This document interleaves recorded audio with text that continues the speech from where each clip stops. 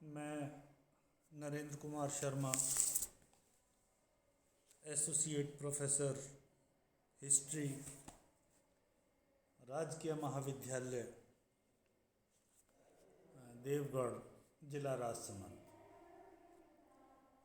प्रिय छात्रों, आज हम आधुनिक भारत नामक बीए द्वितीय वर्ष के प्रथम प्रश्न पत्र में जिस विषय पे चर्चा करेंगे वो है भारतीय पुनर्जागरण। पुनर्जागरण का सामान्य अर्थ फिर से जागने से लिया जाता है और ये जो घटनाएं हैं, ये घटनाएं हम देखते हैं समय समय पर विश्व के समस्त देशों में घटती रहती है। भारत में भी कई बार ऐसा समय आया जब भारतीयों ने अपने रीति नीति में, अपने सोचने के ढंग में, अपने परंपराओं में आने वाली विकृतियों पर गौर किया और न केवल गौर किया बल्कि उनमें होने वाली जो बुराइयां थी उन बुराइयों से किस प्रकार से छुटकारा प्राप्त किया जा सके, ये कार्य किया। तो 18वीं और 19वीं शताब्दी आधुनिक भारत के इतिहास में वह दौर था जब भारत का मनीषी भारतीय समाज में, भारतीय धर्म में, भारतीय व्यवस्था में जो कुरीतियां घर कर गई थी, उन बुराइयों से, कुरीतियों से अपना पीछा छुड़ाना चाहता था और उसके लिए जो उसने प्रयास किए वो सारे के सारे प्रयास पुनर्जागरण के अंतर्गत आते हैं। अब प्रश्न ये पैदा होता है कि पुनर्जागरण के लिए मतलब कौन सी ऐसी परिस्थितियां थी, कौन से ऐसे कारण थे जो उत्तरदायी थे या जिन्हें जिम्मेदार ठहराया जा सकता है भारतीय पुनर्जागरण के लिए। तो सामान्य तौर पर पुनर्जागरण हेतु जो कारण है उन कारणों पर चर्चा करेंगे हम इस व्याख्यान के माध्यम से। तो सर्वप्रथम जो सबसे महत्वपूर्ण कारण है वो है पाश्चात्य शिक्षा का प्रभाव। भारत सैकड़ों वर्षों से जो उसका विदेशी संपर्क था वो उस तरीके का नहीं था, लेकिन आधुनिक काल में भारतीय पाश्चात्य जगत के संपर्क में आते हैं। भारत के बहुत से लोग, जैसे जैसे भारत में कंपनी शासन की स्थापना होती है और कंपनी शासन का विकास होता है, तैसे तैसे भारतीय पाश्चात्य जगत के संपर्क में आते हैं और एक ऐसा वर्ग जो पाश्चात्य जगत में शिक्षा ग्रहण करता है वो पाश्चात्य शिक्षा के संपर्क में आता है और इसका जो महत्वपूर्ण प्रभाव होता है वो होता है पश्चिम के मूल्यों से भारतीयों का परिचित होना। तो भारतीयों के राष्ट्रीय, धार्मिक और सामाजिक जीवन में इस पाश्चात्य शिक्षा के संपर्क में आने ने एक नई चेतना का संचार किया और जो भारतीय शिक्षित वर्ग था, जो पाश्चात्य रीति नीति से शिक्षित हो रहा था, वो ये महसूस करने लगा कि भाई कोई ना कोई कार्य ऐसा किया जाए जब हम अपनी जो सोसाइटी है, अपने जो रिलीजन है, अपनी जो परंपराएं हैं, इनमें आई विकृतियों से छुटकारा पा सके। अंग्रेजी साहित्य पढ़कर भारतीयों के मन में स्वतंत्रता, समानता और लोकतंत्र के जो विचार थे उन से बहुत ज़्यादा प्रभावित हुए। अपनी धार्मिक और सामाजिक जो दुर्दशा है उसकी तरफ उनका ध्यान आकर्षित हुआ और जो नई शिक्षा पद्धति थी इसने भारतीय गौरव की तरफ ध्यान देना प्रारंभ किया। परिणाम स्वरूप हम देखते हैं भारतीयों में नव चेतना का उदय होता है और एक ऐसा वर्ग तैयार होता है जो भारतीय लोगों को ये बताने को भी तैयार है कि अभी हमारे अंदर, हमारी सोसाइटी में, हमारे रिलीजन में, हमारी जो कल्चर है उसमें, हमारी रीतियों में, हमारी नीतियों में, हमारी परंपराओं में ये बुराइयां हैं और उन बुराइयों से हमें पीछा छुड़ा लेना चाहिए। राजा राम मोहन राय का, स्वामी दयानंद सरस्वती का, केशव चंद्र सेन का, ईश्वर चंद्र विद्यासागर का, मतलब एक बड़ा सिलसिला है जो इससे प्रभावित होकर भारतीय समाज में आई बुराइयों को दूर करने के लिए सामने आते हैं। फिर इसके अलावा जो दूसरा महत्वपूर्ण कारण है वो है ईसाई पादरियों का भारत में धर्म प्रचार।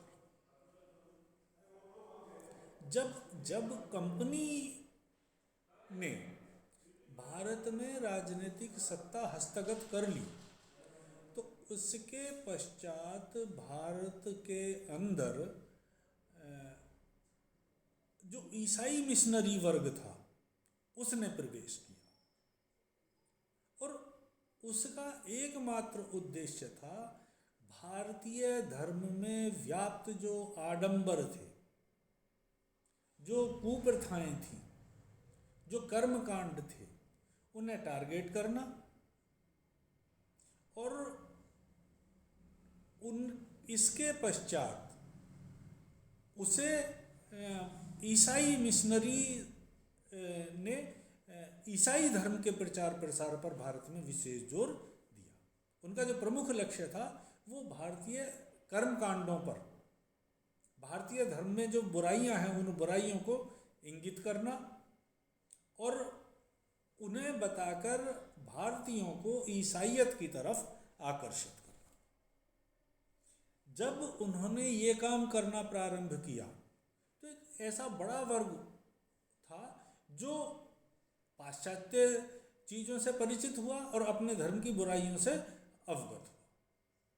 तो जब ये कार्य हो रहा था उसी समय दयानंद सरस्वती जैसे लोग सामने आते हैं और वो हिमालय पर्वत की तरह ईसाई जगत के सामने या ईसाई मिशनरीज के सामने खड़े होते हैं और वो बताते हैं हमारे धर्म में जो बुराइयां हैं उन्हें हम स्वतः दूर करेंगे और वो वापस से अपने परंपरागत धर्म की तरफ लौटने की बात करते हैं। वो ईसाई आक्रमण से अपने आप को बचाने के लिए कहते हैं कि भाई हमें फिर से जागना पड़ेगा, हमें अपने अंतर्गत जो बुराइयां हैं उन बुराइयों को दूर करना पड़ेगा। जो बेकार के आडंबर हमने धर्म में इकट्ठे हो रखे हैं उन आडंबरों को दूर करना पड़ेगा, तभी हमारा धर्म सुरक्षित रह सकता है, तभी हमारी सोसाइटी सुरक्षित रह सकती है। तो ये एक बड़ा कारण था। फिर एक अन्य कारण था धर्म और समाज सुधारकों का उदय। हम ये देखते हैं कि 18वीं 19वीं शताब्दी में भारत के अंदर धर्म और समाज सुधारकों का एक बड़ा सिलसिला चलता है, जिसका श्री गणेश या आधुनिक भारत के जो जनक कहे जाते हैं राजा राम मोहन रॉय, उनके द्वारा श्री गणेश होता है। शुरुआत राजा राम मोहन रॉय के द्वारा होती है और ये सिलसिला स्वामी विवेकानंद, रामकृष्ण परमहंस, केशव चंद्र सेन, ज्योतिबा फुले, इन सब लोगों के माध्यम से होता हुआ संपूर्ण भारत में इसका प्रचार प्रसार होता है। तो धर्म और समाज सुधारकों के उदय ने भारतीय समाज को झकझोर के रख दिया।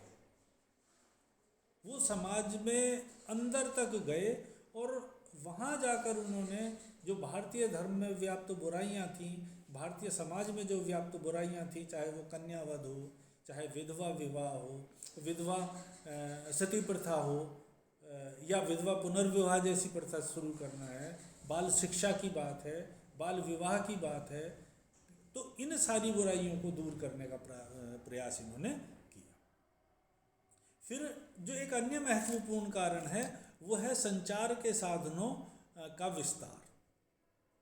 हम देखते हैं टेलीफोन का उदय हुआ, यातायात के साधनों का विस्तार हुआ, समाचार पत्र पत्रिकाएं आदियों का छपना, प्रेस की का छपना, जो खोज थी उस इन सारे के सारे संचार के जो साधन थे, आवागमन के जो साधन थे, इन साधनों ने संपूर्ण भारत को एक दूसरे से गूंथना प्रारंभ कर दिया।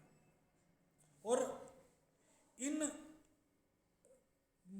संचार के साधनों के विकास ने भारतीय पुनर्जागरण में बड़ी महत्वपूर्ण भूमिका निभाई। ऐसे समाचार पत्र, पत्रिकाएं, पुस्तक आदि छपने लगे जिनमें न केवल ब्रिटिश साम्राज्य की बुराइयां होती थीं, उनकी कुनीतियों का वर्णन होता था, बल्कि ऐसे भारतीय मूल्यों पर भी कटाक्ष किए जाते थे जो व्यर्थ के थे, जो लोगों को बहुत ज़्यादा व्यथित करते थे, भारतीय समाज को अधोगति की तरफ ले जाते थे, पतन की तरफ ले जाते थे। तो उसके विषय में भी इन्होंने लिखना प्रारंभ किया। तो इन संचार के साधनों के विस्तार में बड़ी महत्वपूर्ण भूमिका निभाई। फिर 1784 ईस्वी में कलकत्ता में एशियाटिक सोसाइटी की स्थापना होती है और इस सोसाइटी ने भारतीय पुनर्जागरण में बड़ी महत्वपूर्ण भूमिका निभाई। इस सोसाइटी के तत्वावधान में प्राचीन भारतीय ग्रंथों तथा यूरोपीय साहित्य का भारतीय भाषाओं में अनुवाद किया जाने लगा। इसके पश्चात भारत में William Jones, Max Muller, Monier, Wilson ऐसे अनेक विदेशी विद्वान थे जिन्होंने प्राचीन भारतीय साहित्य का गहन अध्ययन किया और भारतीय साहित्य का अंग्रेजी में अनुवाद भी किया। परिणाम स्वरूप क्या हुआ कि पाश्चात्य जगत भी भारतीय सभ्यता संस्कृति से परिचित हुआ। पश्चिम के विद्वानों ने भारत की अनेक कलाकृतियों और सभ्यता के केंद्रों की भी खोज की। तो इस सारी चीज़ों ने भारतीयों में आत्मगौरव का भान कराया। तो हम ये देखते हैं कि इस सोसाइटी की स्थापना से भारतीयों में जो आत्मगौरव का संचार होता है उसने भी पुनर्जागरण में बड़ी महत्वपूर्ण भूमिका निभाई। फिर एक अन्य जो बात थी वो थी पश्चिमी सभ्यता का प्रसार। हम देखते हैं जब भारतीय लोगों भारत में कंपनी शासन की स्थापना होती है, कंपनी राजनीतिक सत्ता स्थापित कर लेती है, तो उसके पश्चात हम ये भली भांति जानते हैं जो सत्ता वर्ग है अधिकांश लोग उसका अनुकरण करना प्रारंभ कर देते हैं। तो जैसे ही पाश्चात्य लोगों ने भारत की राजनीतिक सत्ता हस्तगत की तो एक बड़ा वर्ग ऐसा था जो पाश्चात्य सभ्यता का अनुगमन करने लगा। परिणाम स्वरूप पाश्चात्य शिक्षा का, पाश्चात्य सभ्यता का जो विस्तार है वो होने लगा, प्रसार होने लगा। और इस प्रसार ने हमारे जो रीति रिवाज थे, हमारी जो मूल्य थे, उन मूल्यों को पुनर्परिभाषित करने की तरफ हमें अग्रसर किया। तो इस तरीके से हम देखते हैं कि पाश्चात्य सभ्यता के प्रसार ने भी बड़ी महत्वपूर्ण भूमिका निभाई। फिर बाहरी देशों से जो संपर्क है वो भी एक बड़ा कारण था, जिस वजह से भारतीय जनमानस में एक जन जागरण की भावना उत्पन्न होती है। जब भारत पुर्तगालियों के संपर्क में आया, हॉलैंड के संपर्क में आया, इंग्लैंड के संपर्क में आया, फ्रांस के संपर्क में आया, तो न केवल ये सारे लोग भारत में आए, अपितु भारतीय भी बहुत सारे लोग इन देशों में गए। और परिणाम स्वरूप क्या हुआ कि इनमें नवीन विचारों का जो आदान प्रदान है उसने भारत में होने वाले इस पुनर्जागरण के लिए बड़ी महत्वपूर्ण भूमिका बनाई। इसी तरीके से जो ब्रिटिश शासन प्रणाली है, इस शासन प्रणाली ने भी भारतीय पुनर्जागरण के में बड़ी महत्वपूर्ण भूमिका निभाई। ब्रिटिश शासन प्रणाली के अंतर्गत प्रत्येक व्यक्ति को अपनी योग्यता दिखाने का पूरा अवसर प्रदान किया गया था। उन्हें अपने पदों तक पहुंचने के लिए बहुत सारे अवसर प्रदान किए गए थे। जगन्नाथ प्रसाद मिश्र लिखते हैं कि ब्रिटिश शासन ने देश को न केवल शांति और सुरक्षा प्रदान की, अपितु भारत को सामाजिक और आर्थिक विकास में भी बड़ी महत्वपूर्ण भूमिका निभाई। इसके लिए भी एक उचित वातावरण तैयार किया। भारत में इस शासन प्रणाली के चलते राजनीतिक एकता की भावना भी प्रबल होती है। बहुत से सामाजिक प्रश्न थे जिन्हें हल करने का प्रयास किया गया, उनके लिए इस तरीके का वातावरण बनाया गया। तो अंग्रेजों ने एक नई जो लीगल सिस्टम था वो डेवलप किया, और इस सारे डेवलपमेंट से सामाजिक परिवर्तन की जो प्रक्रिया थी वो तेजी के साथ होना प्रारंभ हो गई। तो हम ये देखते हैं कि इन सब कारणों के चलते भारत में जो पुनर्जागरण के लिए आधार की भूमिका निभाई।